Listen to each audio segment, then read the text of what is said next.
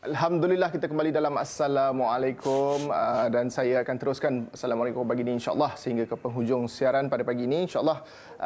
Kali ini kita nak kongsikan kupasan berkaitan dengan Ramadan juga, bukan sekadar persinggahan. Hampir di penghujung Ramadan ni dah pun bakar berlalu meninggalkan kita, kurang daripada seminggu lagi, masya-Allah. Mudah-mudahan Allah pertemukan kita dengan malam Lailatul Qadar dan Allah memberkati segala amalan yang kita telah lakukan sepanjang dalam bulan Ramadan ini. InsyaAllah kita nak teruskan dengan perkongsian kita bersama dengan Duta Yayasan Mihrab iaitu Al-Fadhil Ustaz Iqbal Zain. Assalamualaikum Ustaz. Waalaikumsalam warahmatullahi wabarakatuh. Alhamdulillah Ustaz. Bagaimana kita nak memastikan tahun ini, andai ini Ramadan terakhir kita, bukan kita nak ambil sebagai Ramadan ataupun satu bulan yang bukan hanya sekadar persinggahan untuk hidup kita dalam diri kita, bukan semata-mata persinggahan berlalu begitu saja Ustaz. Berkaitan dengan topik kita, bukan sekadar persinggahan Ramadan ini. Terima kasih banyak Allah sidang penonton yang dirahmati Allah. Assalamualaikum warahmatullahi taala wabarakatuh. Kita berada dalam fasa yang terakhir daripada Ramadan dan kita nak menuju kepada penghujungnya, dan Allah Ta'ala masih buka peluang kepada kita untuk merebut segala perkara yang Allah Ta'ala isikan dengan yang berlipat kali ganda, keberkatannya, cahayanya, kerahmatannya, keampunannya dan pelepasan daripada azab api neraka Allah Ta'ala. Dan apa yang saya sebutkan tadi, kita berada pada fasa yang sangat signifikan, sangat penting, kerana pada ketika ini apa yang kita dambakan di sebalik takarub yang kita lakukan kepada Allah Ta'ala dengan suatu pengharapan. Kita lakukan dengan penuh keimanan, sangka baik kepada Allah agar Allah SWT buang nama kita daripada senarai penghuni api neraka Allah Subhanahu Taala. Maksudnya ada orang di hari akhirat nanti dia dapat masuk syurga tanpa hisap, dia dapat masuk syurga tanpa dimasukkan dulu ke dalam api neraka, dapat lintas titian sirat terus masuk ke dalam pintu gerbang syurga. Dan masuk pintu gerbang syurga itu dengan rahmat Allah Subhanahu Taala. Tetapi ada pula orang yang dapat masuk ke dalam syurga tetapi dia tak terus secara langsung masuk ke dalam syurga, disebabkan dosa dan juga maksiatnya yang menyebabkan dia tersungkur dan terjerumus ke dalam api neraka Allah SWT. Kemudian baru dapat maghfirah, keampunan apabila telah dibakar, diazab, diseksa dalam api neraka, baru dikeluarkan dan dimasukkan ke dalam syurga Allah Subhanahu Taala. Itu maghfirah. Masuk ke dalam syurga, pintu gerbang itu tidak dapat dilepasi kecuali dengan rahmat Allah. Seseorang tidak dapat terlepas daripada api neraka kecuali dengan keampunan Allah. Baik sebelum dia dicampak ke dalam api neraka ataupun selepas dia dicampak api neraka, hanya dengan keampunan seseorang dapat terselamat daripada api neraka Allah SWT. Tapi apa yang kita ingin dambakan pada fasa yang terakhir Ramadan ini, fokus kita apa yang disebutkan oleh ulama berdasarkan sebuah hadis yang diriwayatkan oleh Imam Ibn Khuzaimah dalam kitab sahihnya daripada Sayyidina Salman Al-Farisi rahimahullah, menyatakan bahawa fasa yang terakhir ini adalah lebih penting, lebih signifikan, iaitu terlepas daripada api neraka Allah SWT. Pelepasan terus. Mudah-mudahan Allah Ta'ala masukkan kita ke dalam syurga tanpa merendam kita, tanpa menyeksa kita walaupun satu saat. Kenapa tuan-tuan? Kita tak dapat nak tanggung walaupun satu detik pun sisaan dalam api neraka Allah SWT. Jadi pada penghujung Ramadan ini, fasa yang terakhir ini, kita ingin muhasabah. Sejauh mana yang telah kita hidupkan takwa dalam kalbu kita. Yang kita hidupkan siang kita dan malam kita dengan ibadah yang penuh keimanan dan pengharapan kepada Allah Subhanahu Taala. Sejauh mana kita telah makmurkan masjid, makmurkan rumah Allah Subhanahu Taala, yang mana Ramadan bukan sekadar persinggahan. Masjid bukan sekadar persinggahan Ramadan yang kita hanya datang pada bulan Ramadan sahaja. Ya. Akan tetapi bagaimana kita menyedari bahawa Ramadan yang datang saban tahun ini menginsafkan kita bahawa hati kita perlu berpaut kepada masjid. Dalam sebuah hadis Rasulullah sallallahu alaihi wasallam menyatakan bahawa antara yang dinaungi di bawah naungan arasy Allah di hari akhirat kelak adalah orang yang kalbunya terpaut kepada masjid, hatinya cinta kepada masjid.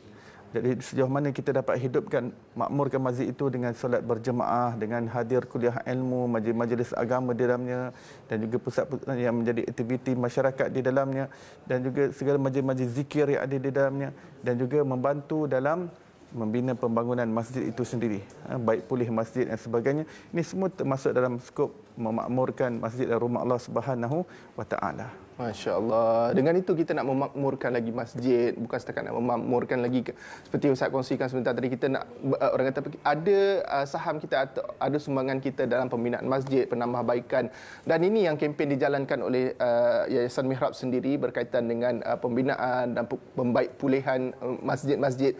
Apa yang ingin difokuskan pada kali ini, Ustaz? Baik, sebagaimana yang telah kita sebutkan bahawa Ramadan ini adalah menghidupkan cahaya keimanan kita, cahaya ketakwaan kita.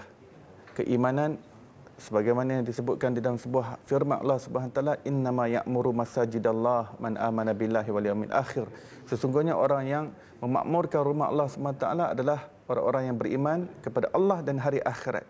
Dan Imam Qurtubi mengatakan salah satu maksud daripada memakmurkan masjid rumah Allah adalah kita membantu membaik pulih dalam pembinaan masjid tersebut. Di sini saya ingin kongsikan kepada tuan-tuan dan puan apa yang berada di bawah radar perhatian Yayasan Mihrab pada ketika ini adalah Masjid Wan Cik Arifin yang terletak di Pulau Pinang. Anda boleh lihat di kaca TV anda keadaan sekarang bangunan yang sudah uzur, yang ianya telah mencecah, usianya lebih daripada 100 tahun. Dan pihak masjid pada ketika ini mengalami kekangan dana untuk membaik pulih masjid ini yang memerlukan kos hampir 1 juta. Bayangkan tuan-tuan, rumah kita kadang umur berapa tahun, 10 tahun, 20 tahun, macam-macam perkara yang perlu dirawat, lubang sana, berlubang sini, betul, atap sana bocor, atap sini bocor. Ini kan lagi binaan yang lebih daripada 100 tahun. Ia dibina oleh seorang businessman yang lebih daripada 100 tahun yang lampau bernama Wan Cik Arifin, dan beliau telah wakafkan dan beliau telah menjadikan tempat ini sebagai pusat ibadah, pusat ilmu, memanggil para ulama sehingga beliau sendiri membelajar ilmu sampai beliau sendiri menjadi orang alim. Masya-Allah. Masya-Allah, tabarakallah. Seorang businessman, tetapi mempunyai jiwa yang besar, dan beliau telah pergi meninggalkan kita. Di situ ada gambar Wan Cik Arifin, di sejarah di situ, dan beliau telah tinggalkan legasinya. Dan sekarang giliran kita untuk memberikan suatu legasi dan juga manfaat yang berterusan. Tuan-tuan yang mulia, infak yang kita salurkan menerusi Yayasan Mihrab bukan sahaja pada satu masjid ini saja, tetapi banyak lagi masjid, surau dan mak tahfiz yang berada di dalam perhatian Yayasan Mihrab. Dan saya mengajak dalam 10 yang terakhir Ramadan ini kita merebut peluang, dan ini adalah pecutan yang terakhir kita.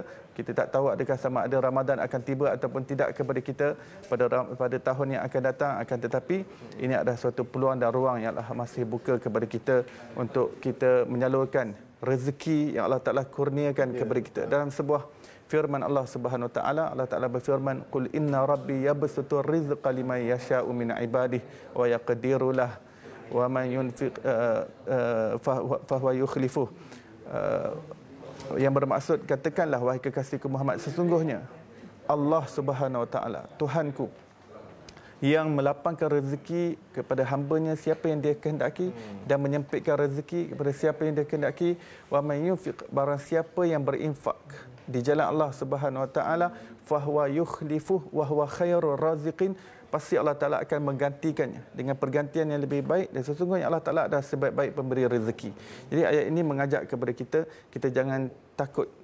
Kita jangan takut kita jatuh miskin, jatuh papa kedana disebabkan sedekah itu. Allah Ta'ala berfirman, wa yurbis sadaqat, dalam surah Al-Baqarah. Allah Ta'ala menyuburkan harta yang disedekahkan. Suatu hari kita akan tutup mata selama-lamanya daripada dunia ini, tapi apa yang kita tinggalkan manfaat di sini.